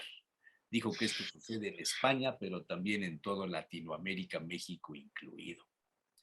Hay una parte del Partido Socialista, igual que hay una parte en Morena, hay una parte conservadora, hay una parte que la derecha va a empezar a lanzarle sus cantos de sirena, y ese es uno de los grandes peligros, porque ellos sabemos muy bien cómo hacerlo, tienen plata, tienen medios de comunicación, no siempre te tienen que comprar por dinero, a veces te compran por prestigio, por invitarte a sus cenas, por invitarse a sus fiestas, por publicar tu libro en sus editoriales, por sacarte en sus periódicos, por hacerte entrevistas en sus medios de comunicación, te terminan captando. Lo hemos vivido en España, lo hemos vivido en todos los países. La conclusión es que es la misma en todos lados, porque es una estrategia que la pone en marcha la derecha en todos los lugares del mundo. La entrevista es muy buena, está el video, si Aida la escuchó, yo creo que valdrá la pena oír algunas frases que rescatan en la nota. Los periodistas de poca ética o de dudosa etiqueta en México no se venden, se alquilan baratito, porque luego ellos son los que dicen hay que respetar la libertad de expresión. Yo escucho a la oposición en México y digo, pero estos tipos, ¿desde qué altura moral dicen estas cosas y son unos mentirosos? El politólogo indicó que periodistas como Héctor Aguilar Camín y Enrique Krause, que han sido muy criticados por la 4T, usan un disfraz de progresistas simulando defender a la democracia. Los Héctor Aguilar Camín, los Enrique Krause, gente que van de progresistas, gente que van como defensores de la democracia. En España veo que algunos periodistas fungían como defensores de la democracia, y en España es fácil porque basta con que estés en contra de Franco para que ya parezcas bolchevique. Los periodistas no pueden mentir porque entonces están subvirtiendo no solo su profesión, están subvirtiendo la democracia. Y habla de un populismo. Ustedes saben que a López Obrador y a algunos presidentes de Latinoamérica los califican universalmente como populistas. Monedero dice, la influencia del populismo de derecha es capaz de mentir a través de la prensa, de los políticos y hasta ejercer como juez a través del engaño. El populismo de derecha puede mentir y te da lo mismo, y le da lo mismo. Puede decir mentiras en la prensa, puede decir mentiras en los atestados policiales, puede decir mentiras contra políticos y cuidado, pueden ser mentiras también como jueces. El populismo de derecha. ¿Qué les parece ese concepto? Pues muy interesante. Es interesante, es interesante. Va a crear una polémica tremenda esto que dijo, ¿eh? Sí, porque últimamente han tenido cierta presencia estas personas de Podemos. Por cierto, que estaba viendo un programa muy interesante que tienen en YouTube, un canal, Pablo Iglesias. Ahora por ejemplo, se jalaron a esta mujer que trabajaba en Aina Nova, ajá. Se llama La Base. Ándale, La Base, ándale, sí. Y en el programa acaban de invitar a Ignacio Taibo, a Paco. Ajá. Entonces se armó una buena serie de opiniones, porque tiene una visión todavía de una izquierda que pues es muy puntual en su visión y en su crítica, ¿no? Y que y retrata muy bien, en este caso Monedero, pues las sucias y perversas intenciones de la derecha mexicana, ¿no?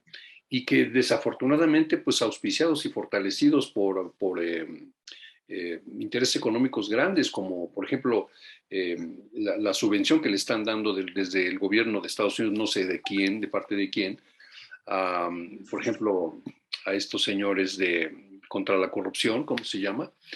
Pero bueno, ándale, entonces, pues tienen presencia la derecha. Actualmente, creo que ayer o en estos días iba a llevar a cabo una reunión en Nuevo León, por cierto, de una serie de personajes de ultraderecha, que iba a venir gente de Argentina, que por cierto son gente con una labia impresionante, por ejemplo, un tal Milei, que son interesantes de escuchar, o este cuate Agustín Laje, que plantea cosas verdaderamente interesantes. Yo no estoy de acuerdo con mucho de lo que dice, pero otras digo, wow, son gente muy culta, y es que también hay que tener cuidado con eso, porque la derecha en México es muy inculta, desafortunadamente, o sea, afortunadamente, diciéndolo de otra manera, son gente muy inculta, son más viscerales, pero de repente hay otros de ultraderecha, como Agustín Laje, que son gente muy culta. Hay otra derechista que no invitaron, porque la consideran como libertaria, que se llama Gloria Álvarez, es una guatemalteca también. Pero el concepto populismo de derecha les apetece valedero. No, la derecha yo creo que no puede ser populista en términos de la importancia que debe tener, digamos, la gente en general, ¿no? El pueblo, la gente más desfavorecida. No, eso es farsa nada más, es una bandera de falsedades. A la derecha lo que les interesa son que la empresa sea la que la que se fortalezca, los que manden, los de ultraderecha no quieren nada con el Estado, excepto si tienen pérdidas para que los rescate. Pero en general lo que la ultraderecha quiere es que la empresa sea la que rija, la libertad de que cada quien haga lo que quiera y de que obviamente una visión católica extrema, fundamentalista, sea la que alimente filosóficamente o ideológicamente sus acciones, ¿no? Entonces, no son populistas, pero en lo más mínimo. No, son gente que dice, bueno, hay que darles pasteles a la gente para que esté quieta, darles el circo, pan y circo, ¿no? Para que la gente no esté molestando. Vamos a darles sus croquetas a estos, ¿no? Yo Entonces, creo que debe de preocuparles mucho a ciertos grupos de la iniciativa privada que Carlos Slim, que acaba de el primer semestre del año como el hombre más rico del mundo, 92,000 y pico de millones de dólares, casi nada, sea mexicano y sea el hombre que antes del viaje de López Obrador a Washington se sentó 3 horas con él a solas, me imagino para planear algunas de las cosas que se dijeron allá o para las reuniones privadas que no conocemos o no conoceremos, para lograr las inversiones que se consiguieron. Me imagino que este hombre nunca ha criticado a López Obrador. No. Pero no de ahora. Desde antes. Incluso ha trabajado con él desde que estaba en el gobierno del DF. Sí, yo creo que el populismo de la derecha... La iniciativa privada, ¿no? ¿Cómo? Sí. Le debe mover a la iniciativa privada. Claro. ¿Cómo se explica? Mucho, sí. Mucho. Pero es que hay gente que de la misma iniciativa privada... ¿Cómo? Claro. Sí, yo retomando lo que decías hace un momento, creo que el populismo de la derecha es el equivalente a Anaya, cuando quiso ganar votos yendo con gente muy pobre y descubriendo la pobreza que había en México, ¿no? Y que se hacía que iba a dormir en una cama de ellos, que le facilitaban, comiendo lo que ellos comían. Ese es el populismo de ellos, es ¿cómo hago esto para ganar más adeptos, más votos, para que yo pueda ganar, ¿no? Definitivamente no, pero sí es preocupante la derechización que se está viviendo y que ahorita, independientemente del evento que comentaba Olinto, que se llevó o está por terminar en Monterrey, hay otro más que se viene aquí en otro estado con estas mismas características, ¿no? Y con los mismos personajes, esta ideología, ¿no? Sí. Y decía que también hay otros empresarios de alto nivel, bueno, no tan alto, pero ni lejanamente como este señor Slim, pero por ejemplo Patricia Armendáriz, que hasta sale en programas de incubadoras de negocios y cosas así, apoya profundamente a Andrés Manuel. Y bueno, no estamos lejos del otro que lo ha asesorado, ¿cómo se llama? Que estuvo muy cerca de él, ya no está tanto, pero un gran empresario también. O sea, que hay mucha gente de la empresa que, digamos, es un poco más consciente, que no tiene empacho en poder apoyar aspectos que está proponiendo López Obrador, porque sabe que le conviene incluso a la empresa que la gente, por ejemplo, tenga mejores sueldos, que viva y tenga mejores condiciones, porque va a poder tener mejor poder adquisitivo pues, para comprar sus productos, ¿no? Y lo ha dicho Slim Olinto, si la gente tiene dinero, me va a comprar. Exacto, exacto, claro. Así de simple. Es el principio de la economía, vamos, sí. Pues sí, claro. Finalmente, ya se nos va el tiempo. Sí. ¿Cómo ven que las oficinas federales de la SEP van a estar en el Oriente? ¿Dónde era el centro de salud? ¿Se acuerdan? ¿Dónde era el centro de salud cuando yo era niño? Sí, ahí en la 4. ¿Qué onda con eso? O sea, me pregunto que cuando uno abre un establecimiento comercial, educativo, lo primero que te piden es el uso del suelo, te piden los cajones. Que todos los papeles estén en orden. No, los cajones de estacionamiento para la gente que vas a recibir, cuántos cajones tienes, tienes los convenios de estacionamiento, todo este asunto. Y yo no sé si esto ya se lo pasaron por como el aire a Juárez, lo pasaron por el arco del triunfo, dirían. A mí no me gustó la decisión de que la SEP esté ahí. ¿Ustedes Ahí donde estaba Salubridad, Sí. sí? en la 4, wow. Pues está muy chiquito, ¿no? Para eso. Y No, bueno, pues, pues será una partecita de las oficinas, ¿no? Pues, Pero no es tan chiquito el lugar. El problema efectivamente es cómo va uno a acceder a este no, lugar. Porque imagínate. dejar ahí no hay estacionamientos suficientes. Bueno, ahora hay los parquímetros para las calles, pero ¿para cuántos lugares puede haber, no? Y si hay una manifestación, No, hombre. y si hay Claro. un plantón, Pues Sí. sí, como que es una decisión muy poco pensada estratégicamente hablando. O sea, ¿eso yo?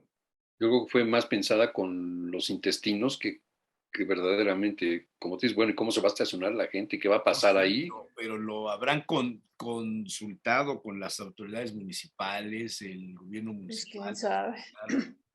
Y ya es definitivo. Ya se dio por Ya hecho. se Sí, publicó en el ya. periódico oficial.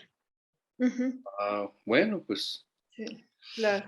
ya se verá. Ojalá que no sea un caos eso. Ya veremos cómo llegar ahí, cómo estacionarnos. Primero, cómo llegar. Oye, Cómo llegar sería lo primero, ¿no? sí. Pues a Y ver bueno, qué. además porque las calles están reducidas en su flujo, ¿no? Por las Sí, ciclovías y los lugares para estacionamiento. además, Está claro. pasando. Bueno, Sí, ya veo pero que bueno. estos temas no les interesa, lo único que les interesa es ganar. No, ¿cómo no? Yo me ¿Cómo enteré no? desde hace días que esto Yo iba a no ser sabía, así. fíjate, no sabía que Claro. va a estar ahí, ¿no? Sí, se me llamó mucho la atención el lugar que. Un comentario en defensa del centro histórico, No, pero además mi preocupación es qué pasó con la el centro de calidad, salud que de la estaba ahí. calidad de vida. No, eso desapareció hace muchísimos años por un sismo, de la calidad de Sí, vida de sí, los ya no estaba ciudadanos, ahí. de volver al centro de la ciudad habitable y no de función pública. La SEP Sí, Ajá, sí. a las 6 de la tarde cierran y se muere la calle y todo. En fin, todo este impacto, cuando tú pones un negocio, te obligan a hacer un estudio de impacto ambiental. Entonces, si vas a claro. poner una delegación de la trascendencia, del número de personas que va a trabajar ahí, tienes que hacer un estudio de impacto ambiental. Pero Sí, yo creo que sí, no hubo estudio alguno, no nada más de Entonces impacto está del mal. ambiente. no hubo Entonces nada. está mal. A mí no, a mí me Absolutamente. llamó mucho la atención desde que vi la nota. Dije, no, pero ¿por Pero qué ahí? ¿No? como dicen, es por elemental sentido común. O sea, Claro. ¿cómo es posible? Entonces Pero quiere decir acuérdate que el sentido común es el menos común. Pues en muy la, escaso. en la 4T no hay sentido común. Pues es que yo no No, sé esta decisión pues cómo Es una se ve decisión mal. del gobierno seleccionaron, federal, ¿no? ¿eh? Gobierno federal. Sí. No No lo es hicieron del desde Estado. allá, a lo mejor lo hicieron viendo un plano, viendo Sí. Google Earth, no sé. Y Sí, si están claro. tomando las decisiones en otros temas, ay, Nani. No googlearon bien. Oye, pero ahí el gobernador no tiene voz, No, nada. el Nada. presidente municipal no tiene voz. Nada. Pero ¿a poco no les consultan qué No, pues lugares es son un instituto viables? federal. Si No, fueran sí, las pero a cosas ver qué bien, lugares están tendrían disponibles. que hacer su gestión ante el gobierno municipal por el uso del Claro, suelo, para empezar, como cualquier para ciudadano, empezar. hijo de vecina. Sí, Pero bueno, está bien. ok, Ahí Muy los bien, dejo.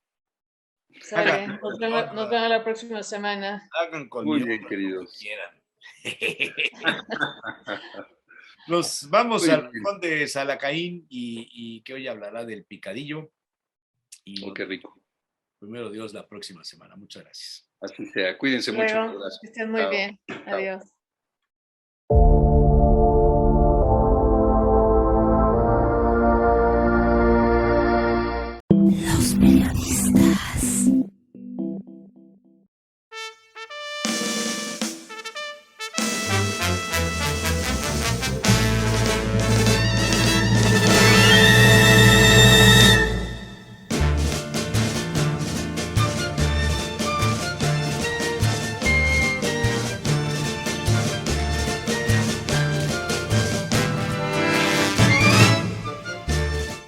Después de tantas décadas, luego de tantos consejos, de tantas reflexiones sobre el picadillo de los chiles en nogada, al aventurero Salacaín se le hacían un tanto conflictivo, hasta molesto, volver a reparar en el tema de cómo era el picadillo original de los chiles en nogada.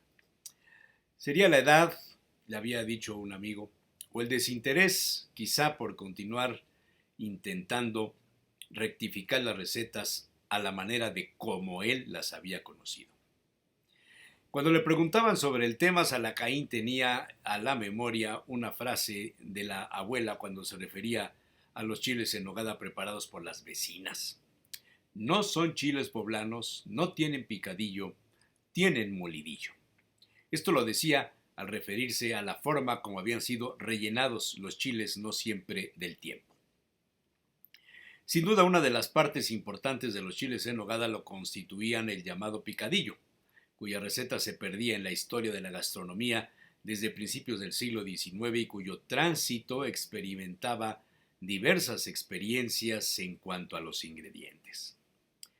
Habría de precisarse el más cercano a las fechas, a la temporada de cuando el tal Agustín de Iturbide había pasado por Puebla y con ello haberse sembrado la receta del platillo imperial convertido en leyenda.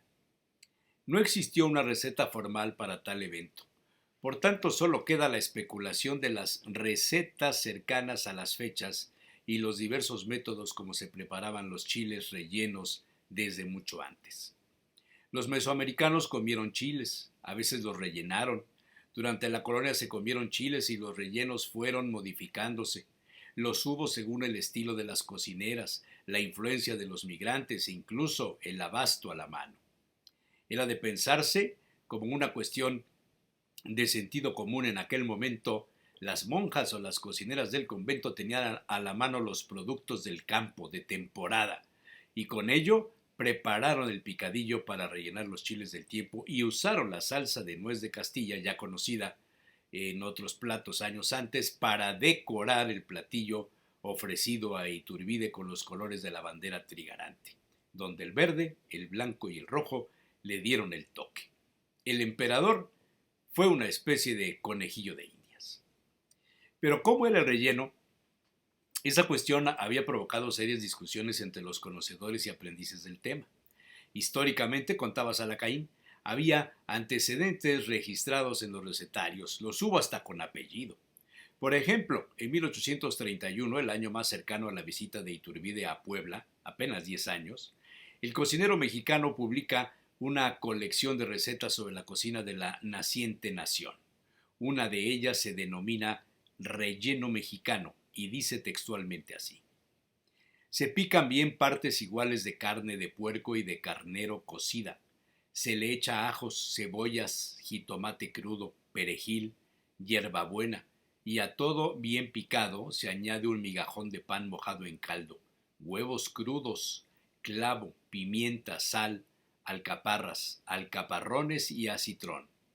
Otros en vez de alcaparras y alcaparrones echan pasas y cuartos de almendra pelada, y otros se las añaden sin quitar las alcaparras.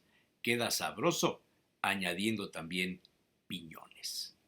Hasta aquí la receta. También Salacaín recordaba la cantaleta de la abuela y sus hermanas.